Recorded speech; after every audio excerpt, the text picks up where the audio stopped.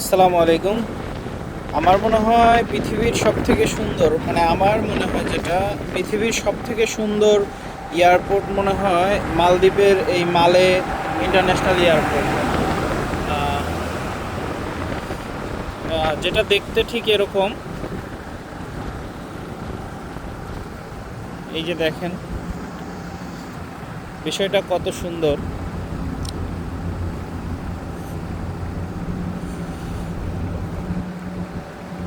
আমার কাছে যেটা মনে হয়েছে এটা হচ্ছে সমুদ্রের পানি একদম ক্রিস্টাল ক্লিয়ার। আর এটা হচ্ছে এয়ারপোর্ট,